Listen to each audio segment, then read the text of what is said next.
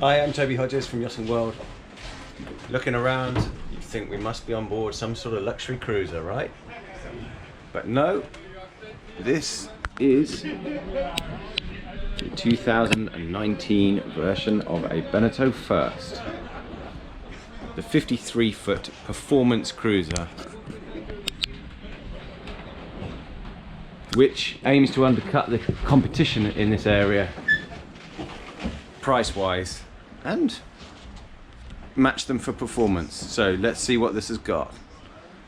Plenty of features above and below decks to point out on this boat. I'm gonna have to get off this exceedingly comfortable sofa to show you.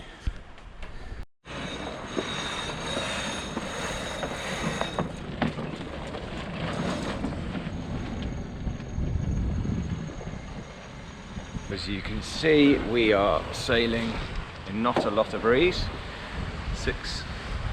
Six knots, typically making 7 or about 1.5 knots over true wind speed. Using the code 0 and going with the swell. Going into the swell, we're still doing over 1/2 knot more than the sort of 5 to 7 knot true wind speed. Not bad going for a 15-ton cruising yacht with a fully fitted interior like this. Yes, this sail plan helps. So this is the performance version. It has a tall carbon mast, taller than the standard, aluminium V boom, but performance sail package from North 3DI, and this code 0, which is obviously helping us generate our own breeze as well. Standard feature of a bowsprit integrated bow roller. So the furling code sail can be set off that, and the tack line for the asymmetric. Recessed furler hidden below decks there for the Genoa. Anchor locker and big sail locker under here, which large enough to be converted to a skipper's cabin with heads. Very flat line of the coach roof going aft was important. They wanted to keep that aesthetically as low as possible. To do that, a reverse shear is used. So the shear line reducing aft, and you also notice how this bulwark increases going aft as well.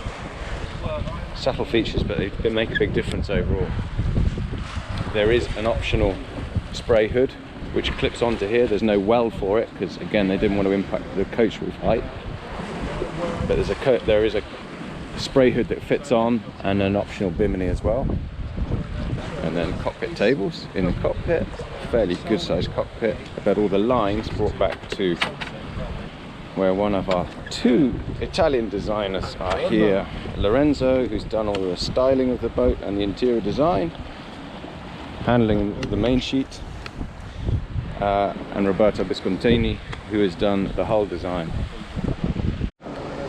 So in terms of sailing boat, it's kept very much oriented around being able to cruise it short-handed. So those lines, as you can see, hidden through the coach roof coming aft to these 2 winches, powered winches each side, with a bank of clutches neatly hidden there.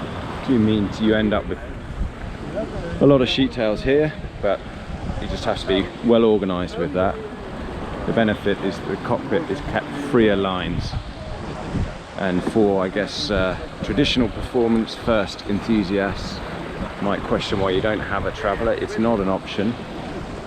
They've gone for single point main with the option for a main sheet plinth here to power that, combined with a powerful vang, because really the boat is designed as safe for cruising rather than round the cans racing. So the majority of the time Beneteau think the boat will be used for cruising, doing the odd regatta as well. An important feature of this aft deck area was also bringing the curved line of the coach roof aft to here, but not all the way to the transom, which means you have this area to easily walk out of the cockpit. You're not walking over the coamings, you walk out and around the side deck this way. It also looks pretty cool, and gives the helmsman a perch as well to sit out and steer from. Recessed to a further standard.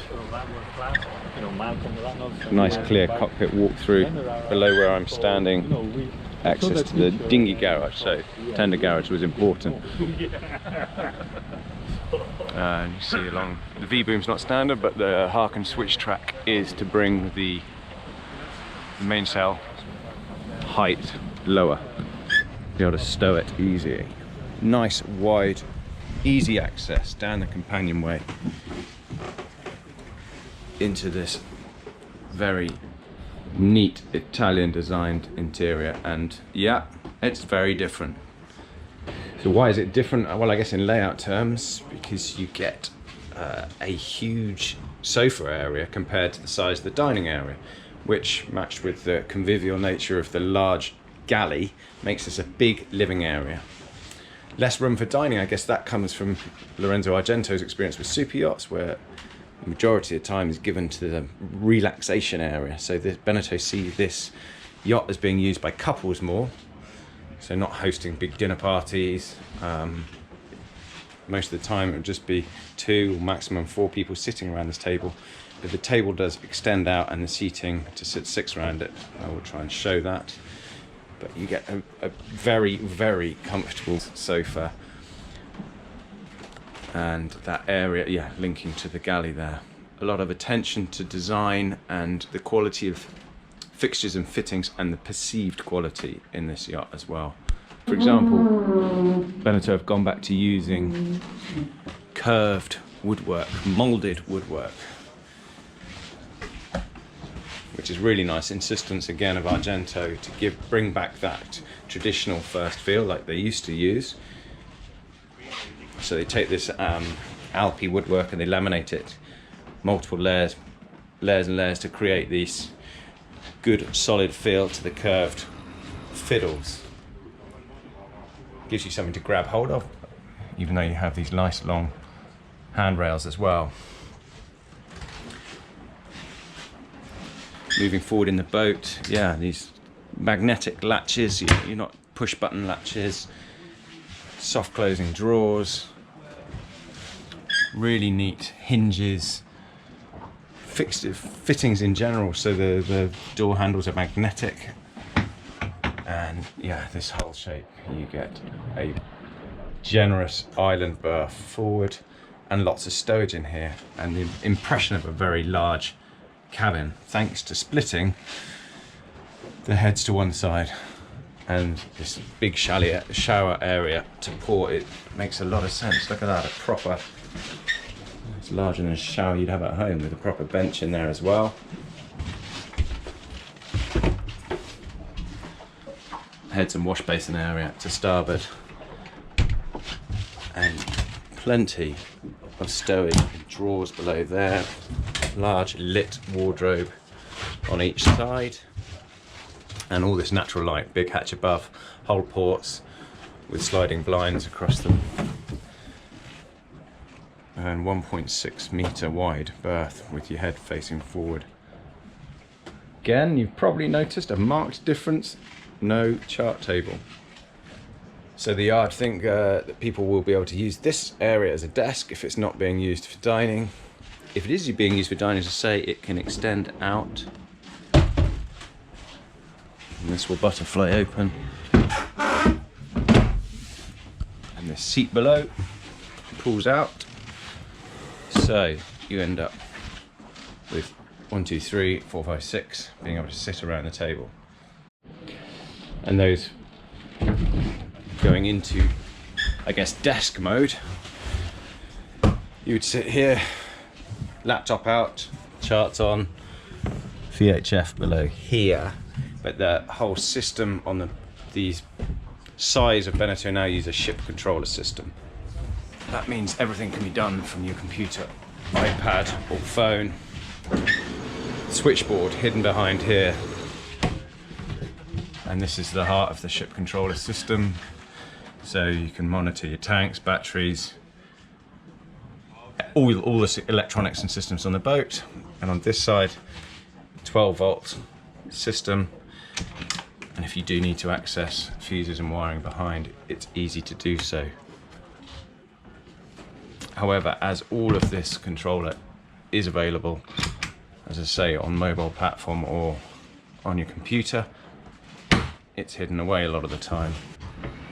I'm sure there'll be people that will want a chart table, but not an option in this current 3-cabin 2 heads format with the third heads available. So if you were to choose a third heads, this fridge area here would move forward. You'd lose that part of the work surface. You can see where the cabin would meet that, the heads would meet that hull liner and drop in through that part of the aft cabin. So that means both of these double aft cabins would end up with their own heads. So just a question of how much you value your galley space against having a third heads. Big domestic size front opening. Fridge freezer, more in a drop down fridge here, lift top, and plenty of stowage beneath the floorboards as well. So floorboards are on gas struts, I believe. Yeah,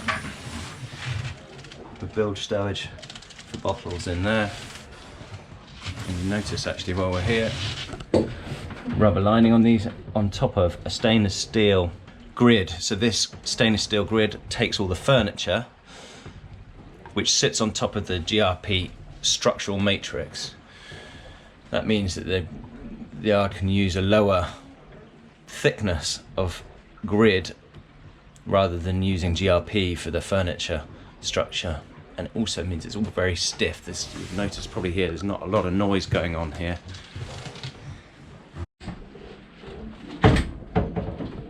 More stowage in the galley. This woodwork is Alpi teak or oak available. Again on the floorboards, so not laminated floorboards. And then moving into the starboard aft cabin. The heads has its own access to this heads as well. Heads and separate shower.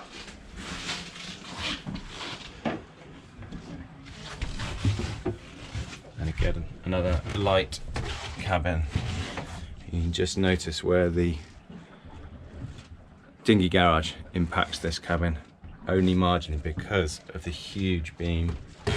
Same again on the port side.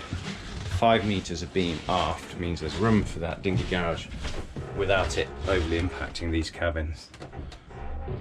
And 2 port lights, coach roof opening hatches. This one has an extra one, I guess, if you had the heads there, and a large whole port light as well. So plenty of headroom in here, and natural light. And again, good amount of stowage in there and below the berths as well.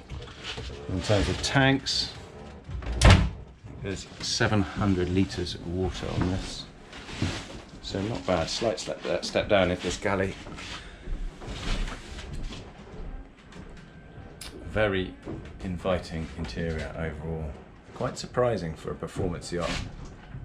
So this boat is 480,000 ex-VAT base price for the first 53. The boat we're on costs about 850 with all the options.